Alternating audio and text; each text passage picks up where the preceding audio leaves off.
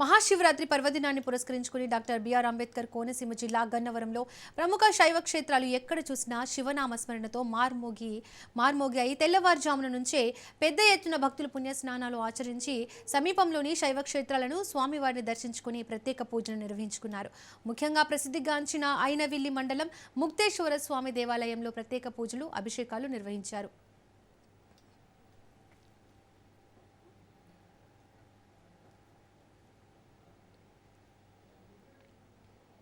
కడప జిల్లా ప్రొద్దుటూరులోని ముక్తి రామేశ్వర ఆలయానికి భక్తులు పోటెత్తారు. ముక్తి రామేశ్వరానికి ఎంతో విశిష్టత ఉందని అర్చకులు తెలిపారు.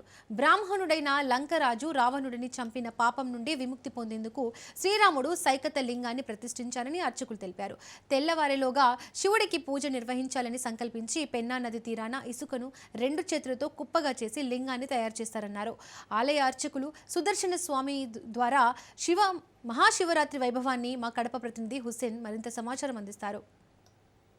ప్రొద్దుటూరులో వెలిసినటువంటి శ్రీ ముక్తి రామలింగేశ్వర స్వామి ఆలయము త్రేతాయుగంలో శ్రీరాముల వారే స్వయంగా తన స్వహస్తాలతో ఒక సైకత లింగాన్ని ఏర్పాటు చేశారు. అలాంటి ఈ ఆలయానికి సంబంధించినటువంటి చరిత్ర, దీనికి సంబంధించినటువంటి ఆధారాలు, ఇక్కడ ఉన్నటువంటి ఆలయ అర్చకులు సుదర్శన స్వామి మనతో ఉన్నారు. ఆయన గురించి వివరాలు తెలుసుకుందాం. రామరావణ యుద్ధం తర్వాత రాముల వారితో సీతమ్మ వారు వీళ్ళంతా లక్ష్మణ కుమారుల వారు వీళ్ళంతా ఉండేవారా? అవును. మరి సంహరించిన అనంతరం సీతాదేవితో కలిసి ఆయన ఈ యొక్క పెన్నాది గుండ తీరాన్ని నలుచుకుంటూ వెళ్తుండగా ఆ మార్గాల్ని చూడడం వల్ల ఇక్కడ ఈ యొక్క ముక్తిరామలింగేశ్వర ప్రతిష్ఠ జరుగుతుంది. అంటే మొదటి పూజ ఇక్కడ సైకత లింగానికి ఏ టైంలో చేశారు, ఎవరు చేశారు? ఇక్కడ హనుమంతుల వారు కాశీకి పంపించినాక ఆయన సమయానికి రాకపోవడంతో స్వయంగా రాముల వారి యొక్క స్వగస్తాల చేతోనే ఆయన సైకత శివలింగాన్ని ప్రతిష్ఠించారు. ఇక్కడ అంటే ఆలయం అంటే సైకత లింగాన్ని శ్రీరాముల వారు ప్రతిష్ఠించిన తర్వాత ఇక్కడ ఆలయానికి అంకురార్పణ ఏ టైం అంటే ఎప్పుడు జరిగింది, ఎవరి హయాంలో జరిగింది? మరి రాముల వారు సైకత శివలింగాన్ని ప్రతిష్ఠించాక చోళులు ఈ యొక్క ఆలయాన్ని నిర్మించడం జరుగుతుంది.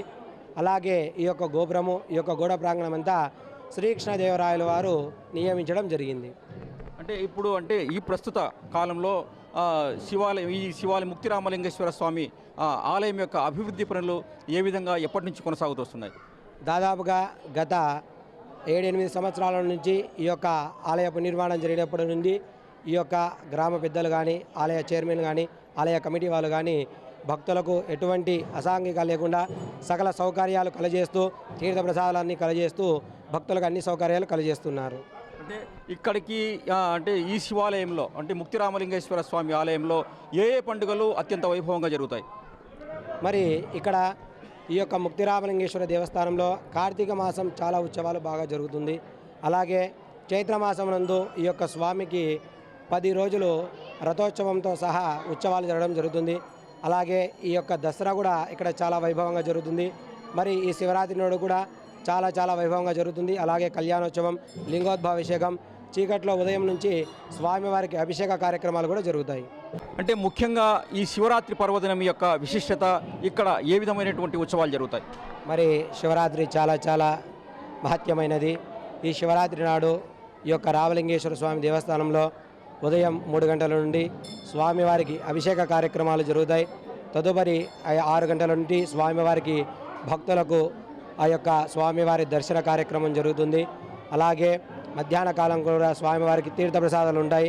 మరి యొక్క సాయంకాలం 6 గంటలకు స్వామివారి యొక్క కళ్యాణం చాలా వైభవంగా జరుగుతుంటుంది. అనంతరం స్వామివారికి యొక్క అన్నప్రసాదనం ఈ యొక్క వచ్చే భక్తులందరికీ కూడా అన్నప్రసాద తీర్థ సేవలన్నీ కూడా ఉంటాయి. అలాగే రాత్రి 12 గంటలకు స్వామివారి యొక్క మహాలింగోద్భవ అభిషేకం కూడా చాలా వైభవంగా జరుగుతుంది. ఆ అనంతరం తీర్థప్రసాద సేవలు కూడా నైట్ ఉంటుంది. ఈ ఆలయాన్ని దక్షిణ కాశీగా కూడా కొలుస్తుంటారు. ఇటువంటి ఆలయాన్ని ఒక్కసారి దర్శించుకుంటే భక్తుల యొక్క పాపాలు కూడా పూర్తిగా హరించుకుపోతాయని కూడా భక్తుల విశ్వాసం. ముక్తి రామలింగేశ్వర స్వామి ఆలయం నుంచి హుస్సేన్, రాజ్ న్యూస్, కడప.